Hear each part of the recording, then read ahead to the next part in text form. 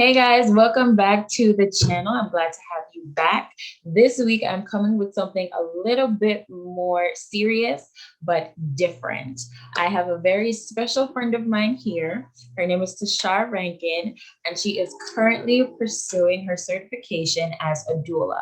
And her job today is to help educate us on the health of Black women in today's society. So we're going to be talking about a few different topics. Make sure you join the conversation in the comments below. Subscribe, like, and share today's video if you liked it. Aside from that, I hope you enjoyed today's video. All right, so hi Tashai, thank you for joining. Hi, thank you so much. It's always a pleasure talking to you. When it comes to Tashar, she is very strong on her points. She knows what she wants to say, and when she wants to get it out, she gets it out. But when it comes to the camera, it took a while for me to get her here because I've mentioned it before. And you were reluctant, so I'm glad you were able to come on this time. I don't think I'm a very good public speaker, but I'm trying. The topic we're bringing for today is about Black women and healthcare in today's society. And since you work and are pursuing your certification and overall degree in the healthcare system, I wanted to know what were some of like the pain points that you've noticed so far about healthcare when it comes to Black women. Okay, so I can't necessarily say that I'm speaking for healthcare in Jamaica specifically, but living here in the US, I know for me specifically, I've experienced some of the things, and it's just the fact that you want to change it as a Black woman. There's some, like, especially like infant mortality. This is just the big thing Mhm. right now. And, just knowing that I could be a victim of the system is like, okay, I need to make sure that I am shouting, I'm saying it to everybody, like just reminding women to know what their voices can do, just knowing their rights as human beings can change things. And that's what we hope to do at the end of the day. But like, I work in the maternal health field. And one of the things that I have the pleasure of always doing is to speak to women about different things, whether it range for like immunization for their children, Mhm. um, their postpartum appointment, because a lot of times as women, they give birth and they're going through all these things, baby blues or postpartum depression. Mhm. Sometimes women aren't able to differentiate between baby blues and postpartum depression. And postpartum depression is something that it can last for a long time if it's not treated. So Mhm. these are things that affect a lot of women, and then we're like, why is this woman treating the baby this way? Why is this woman abusing the baby? But there's a backstory Yeah. that that's the reason why. And a lot of people don't understand that. But then we're here for the backlash. So Mhm. those are some of the things that do happen, apart from going into the hospital, and sometimes the doctor is not listening to you. Like, you don't need to have a C-section and they force it up on you because it's cheaper. I mean, it's more expensive for them and it's easier for them. They get to go home to their wives, their families, or whatever their life. Mhm. So it's so much easier sometimes for women. For persons who've had the C-section, they understand the recovery is not easy.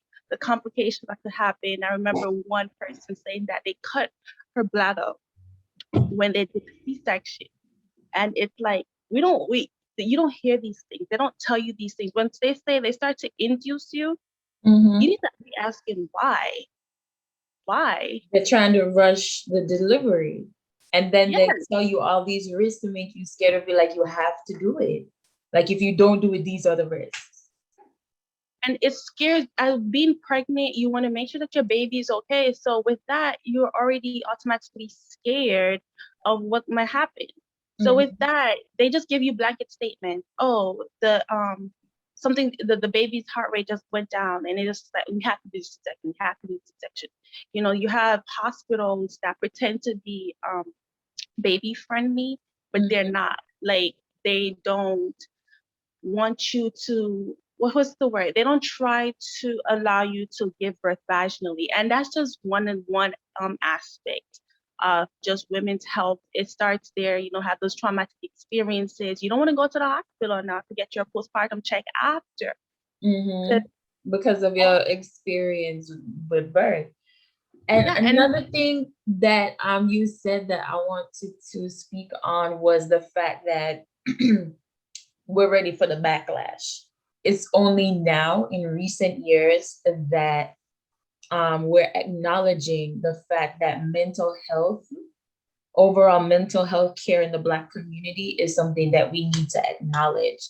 And that's a part of it. We're always repressing it. And yes, we're strong people, but that doesn't mean you can't allow yourself to express yourself, go through your emotion. And if you don't process it, of course, it's going to build up to eventually come out in one way or another.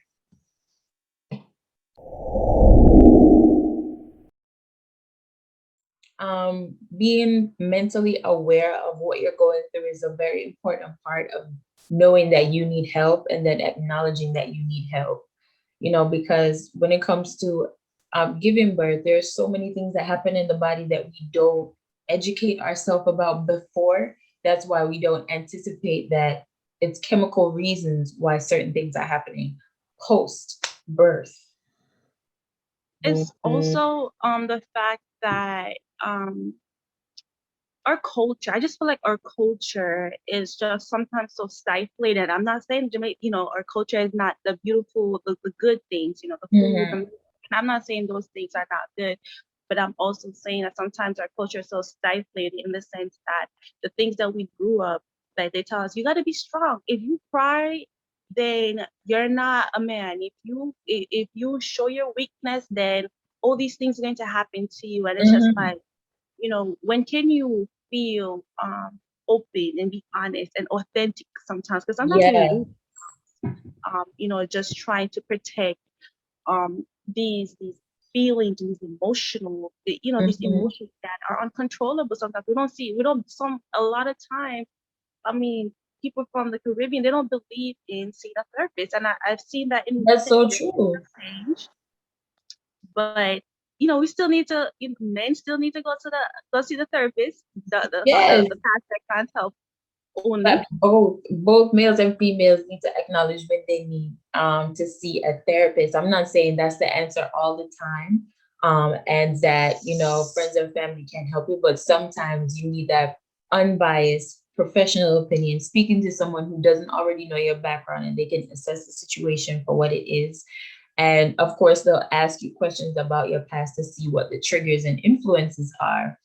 Another thing is that within our culture, and I think in other genders, other ethnicities as well, men do not like to go to the doctor because even in my case, my family, me, my mother, and my grandmother was pushing my father to go to the doctor.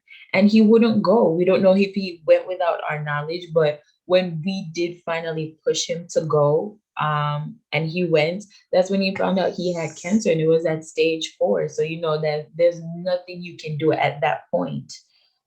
So imagine And just go to the doctor. I I don't know where the stigmatism is. I don't know if it's associated with the fact that men don't like to get their prostate checked. I don't know if it's associated directly to that, but they have this general fear. And I saw it in my brother when he was younger. Like he's like 2, 3 years old at the time, and he's just automatically afraid of the doctor. I just believe in general, if you have health insurance, you can afford it. If you can afford to do certain things, go to the doctor. Whether you're a Mhm. male or you're female, go to the doctor, get your mammogram, get your ovaries checked, whatever it is that you need to get checked. If you get to that age where you need to check your prostate, check it.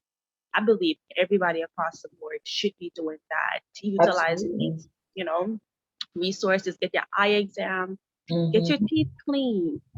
They're just And as the clinic important. offers generally all most of these services already in one place. So if you can't afford it, check your local clinics.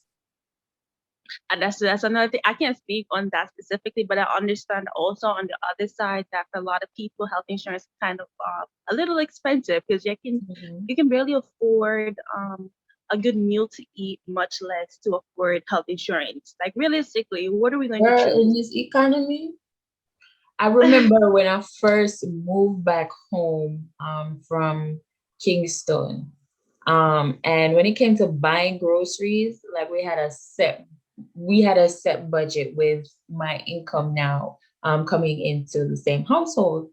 And to be honest, what offsets that is the fact that my mother is doing the at-home gardening. So there are certain things she doesn't have to buy anymore. So like peppers, cucumber, when she get pumpkin and certain things like that. So that kind of helps the fact that we can't buy what we used to buy. But that's really good what your mom is doing. Let me tell you, maybe if I had a garden, I would try to do a little something. I'm not a gardener. I don't really like the dirt and all of that, but I would try because Mhm. I feel like also when it comes down to our eating habits, that's what's gonna kill us. True. That's just it. That's what's gonna kill us because we rather spend. I know pork has a price on it, pork and Beef. um beef and stuff like What that. else? Mutton, girl. Girl, that's my when I used to eat meat. Mutton, Oh, oxtail. Look here. My 10 finger them. girl, when I used to eat meat, mutton was my favorite. Curry mutton was my favorite. Favorite.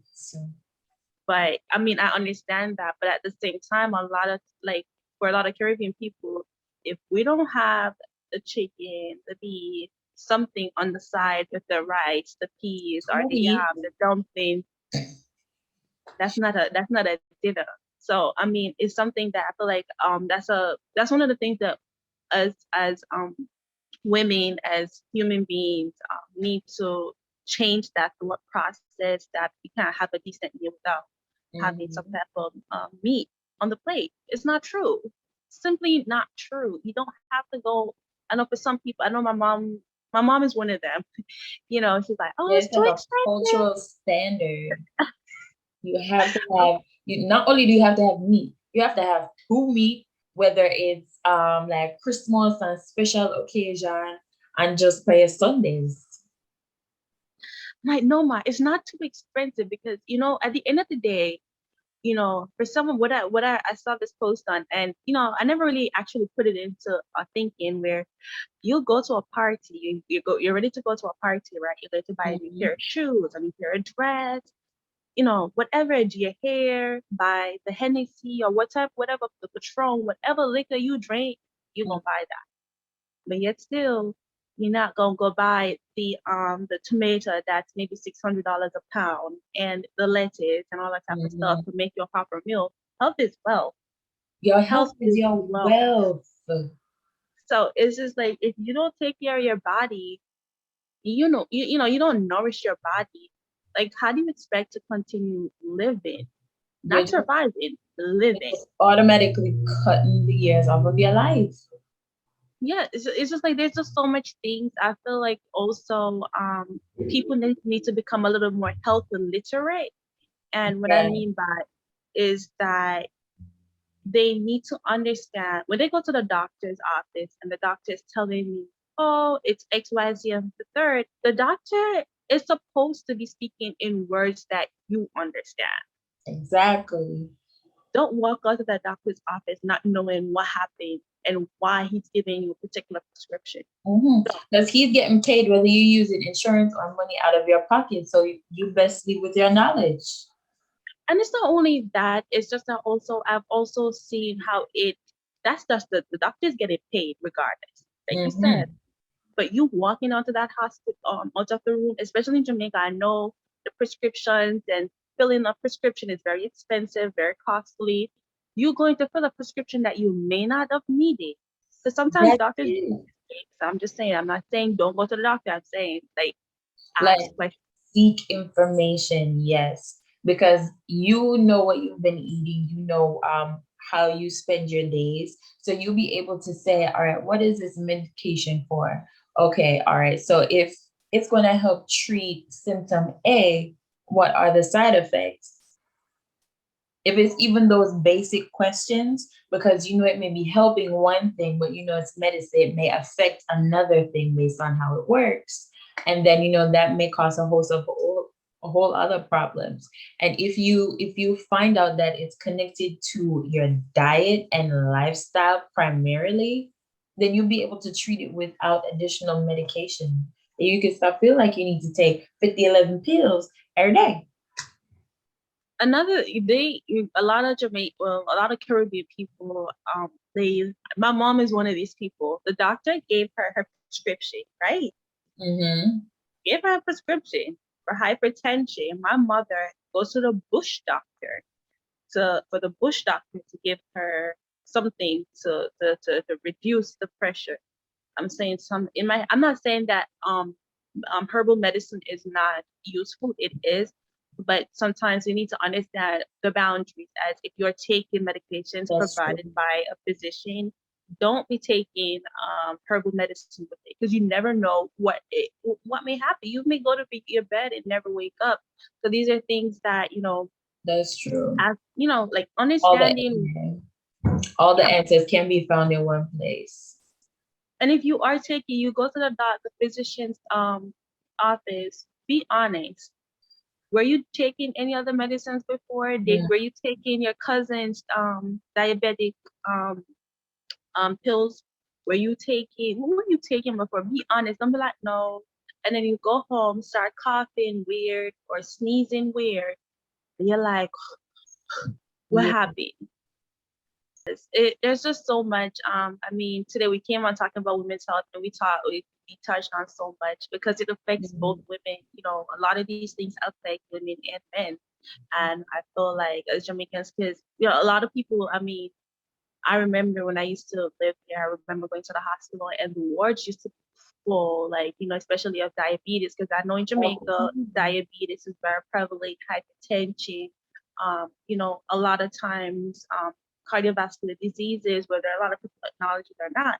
A lot of women in particular are dying, but well, Black people are at risk for cardiovascular diseases. And so these are reasons why you need to make sure that you are taking that time to, if you feel something weird in your heart, something, a tightness in your Mhm. chest, these days you are not too young, to not be feeling some of these things. Still find out what it is. It's important. Exactly. There was a time when it was like you're too young, you're too fit to even think of yourself getting diabetes. Girl, you see in the Black community, most of the illnesses that are wiping us out or that we've been suffering with for a long time is always health and lifestyle related choices that are affecting us over time and that cause these long life lasting illnesses that you now have to like change over your life in order to live with it instead of